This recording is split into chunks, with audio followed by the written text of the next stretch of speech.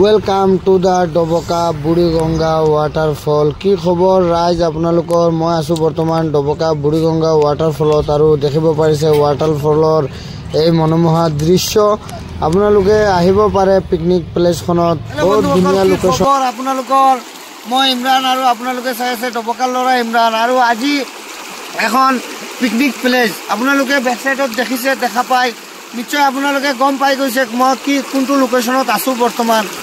এখন আমাৰ ডবকাৰ গাতে লাগি থকা বুড়িগঙ্গা, যিখন বুড়িগঙ্গা ৱাটাৰফল। এই ৱাটাৰফল আৰু নতুন বছৰ আহিলে এখন পিকনিক প্লেচ বুলিও আমি কওঁ, কিয়নো এই বুড়িগঙ্গাখন এনেকুৱা এখন ঠাই, যিখন ঠাই অসমৰ কোনো এজন মানুহে চিনি নাপায় যে এনেকুৱা হ'ব নোৱাৰে।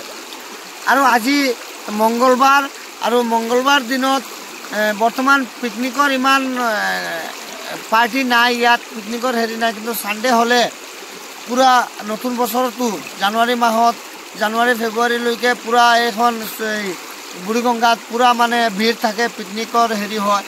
আৰু মই এইটো ভিডিঅ'টো বনোৱাৰ উদ্দেশ্য হৈছে অসমবাসীক মই ক'ব খুজিছোঁ যে আমাৰ যিখন ডবকা, মই এজন ডবকাৰ বাসিন্দা, আৰু ডবকাৰ বাসিন্দা হিচাপে মই আপোনালোকক ক'ব খুজিছোঁ কি ধুনীয়া প্লেচ হয়। আপোনালোকে আহিব পাৰে।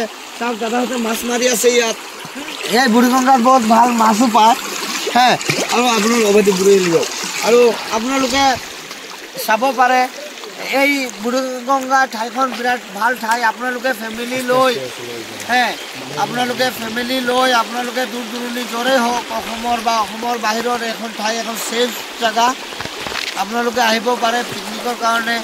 আহি শৃংখলাবদ্ধভাৱে আপোনালোকে এই বুড়িগঙ্গাৰ মনোমোহা দৃশ্যৰ হেৰি লৈ আপোনালোকে এনজয় কৰি যাব পাৰে। তাৰ কাৰণে এই ভিডিঅ'টো বনাইছোঁ, ভিডিঅ'টো শ্বেয়াৰ কৰি দিব। আৰু মই আপোনালোকক লোকেশ্যনটো ভালদৰে দেখাই দিম। আপোনালোকে আহিলে ভিডিঅ' ফটোগ্ৰাফীৰ কাৰণেও ভাল জেগা হয়, আৰু খোৱা বোৱাৰ কাৰণে বনাই চনাই আপোনালোকে খাই বৈ নাচি টাচি একদম এনজয় কৰি আপোনালোকে যাব পাৰিব। ভিডিঅ'টো শ্বেয়াৰ কৰি দিব। যিসকলে অহা নাই আহিব বুলি আশা কৰিছোঁ। আৰু আপোনালোকে, আমাৰ ইয়াত কোনো ৰিষ্ট্ৰিকশ্যন নাই। এলকহল মোৰ হিচাপত খালী ইউজ কৰিব নালাগে। বাকী আপোনালোকে আহক, নাচক, গাওক, ফূৰ্তি কৰক, এনজয় কৰক, আৰু ভালে ভালে পিকনিক এনজয় কৰি আপোনালোকে ঘৰলৈ যাওক, তাৰে আশা কৰিছোঁ।